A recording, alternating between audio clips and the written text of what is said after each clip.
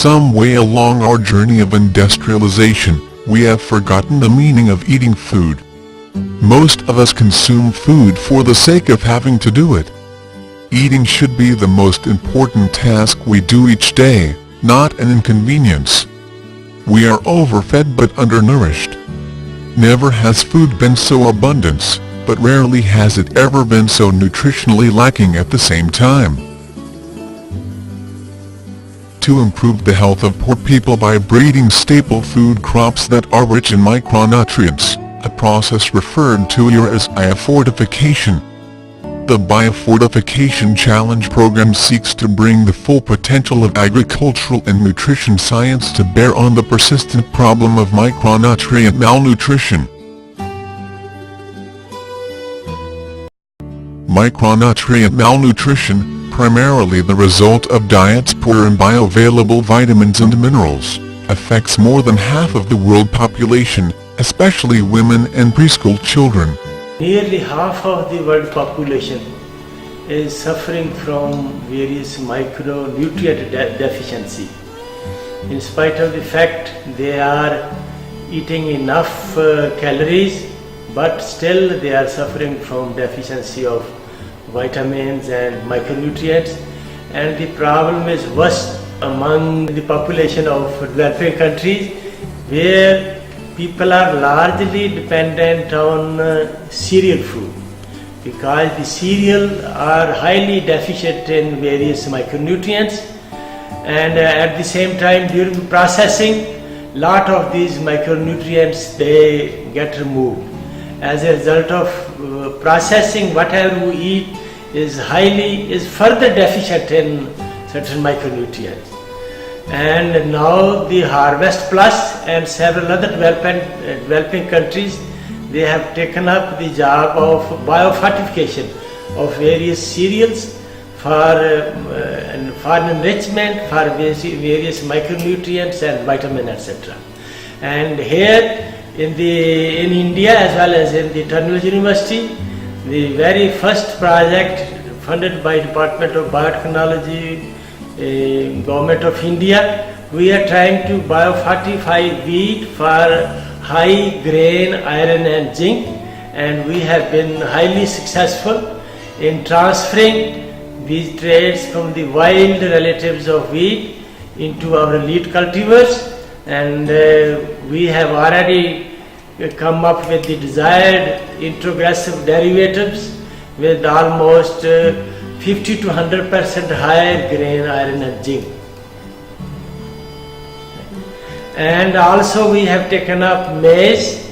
Maize is also highly deficient in vitamins, is also deficient in micronutrient, and most of the cereal, wheat, rice as well as maize, they are much low in certain essential amino acids, lysine and tryptophan. We have in maize a mutant called opaque mutant, which has higher tryptophan, and using that particular mutant we have been able to now develop certain maize hybrids which have high tryptophan and lysine, and the protein quality of such maize is almost like the milk casein protein.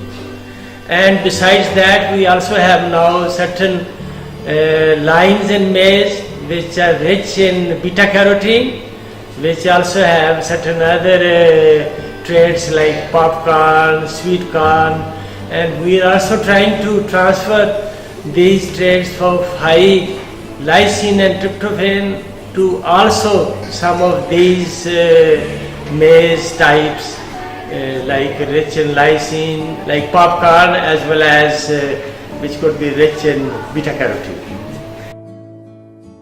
And besides that, we also have certain other cereals like barley, oat, which are highly rich in soluble fibers, and oat proteins also is of much higher quality, which is rich in globulin protein compared to some other protein in rice, wheat and maize.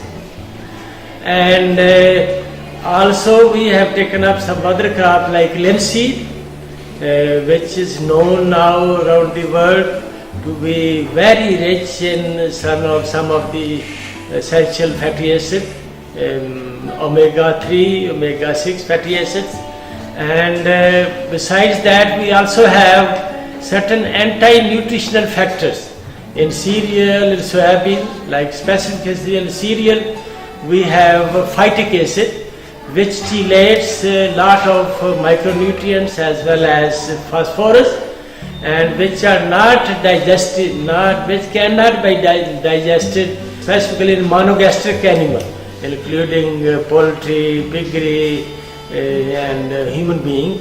And we are also trying to now develop certain cereals which are low in phytic acid, so that we have higher bioavailability of these micronutrients at the present level as well as at the enriched level.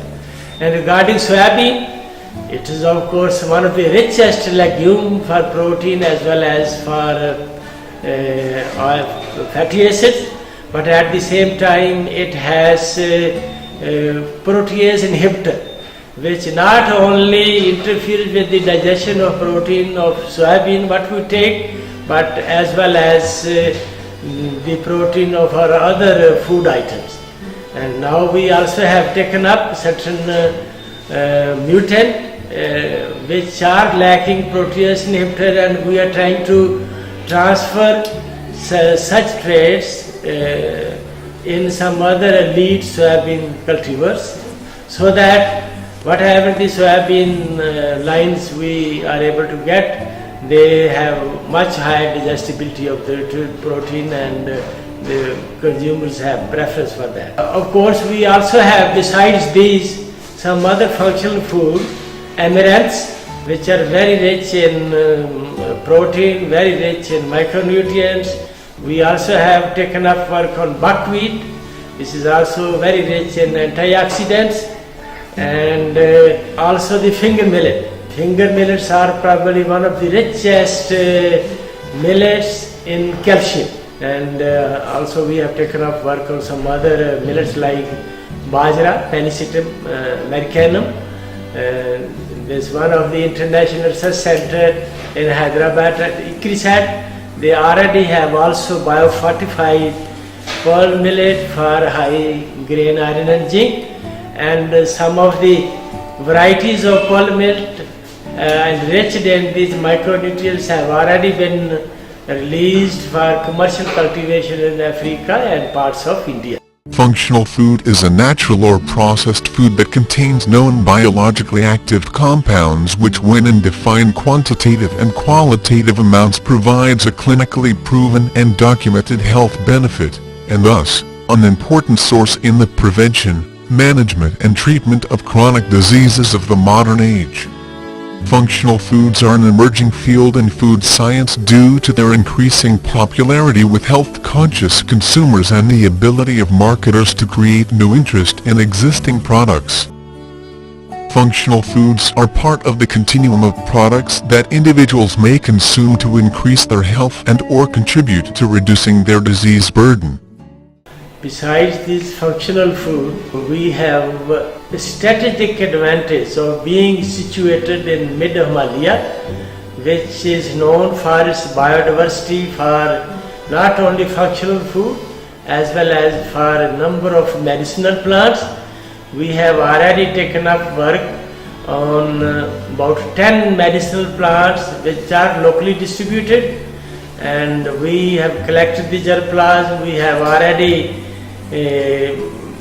developed the appropriate agronomic practices for their multiplication in the field as well as in the greenhouse, and harvesting various parts of these plants for bioprospecting of various phytochemicals which could be good enough for taking care of several diseases. And some of these plants are Withania somnifera, what we popularly call as ashwagandha. We also have taken up some other plants, Dinospora, Boiravia diffusa, Physalis angulata, and few other plants like Murraya variegata, Kadi patta. In our laboratory here, we already have established facilities for detailed micronutrient of all sorts of biofortified food. We have well facilities for freeze drying of extracts from various plants of these medicinal plants, so that during extraction, whatever is their phytochemical potential, that does not get changed on drying under sun or drying under vacuum or something like that. Whatever various practices various industries follow for making Ayurvedic preparation from medicinal plant. So we have a definite advantage of freeze drying these extracts and then ultimately using that for detailed phytochemical analysis of these using other sophisticated equipment like HPLC, etc. With all the available functional food with us, and at the same time the use of various biotechnological approaches for improvement of the nutraceutical in this functional food, we are very confident to make packages, ultimately food packages for various age groups, right from infant of 6 months old up to the old people. Whatever their macronutrient, micronutrients requirement, they could be fulfilled through various packages of these functional foods. Functional foods sprung from the desire to prevent the onset of diseases associated with an aging population. Developing countries face increasing health problems related to lifestyle, diabetes and cardiovascular diseases among others.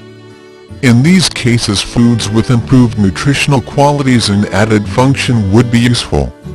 Hence, developing countries need to increase the investment on rigorous scientific research on potential functional foods.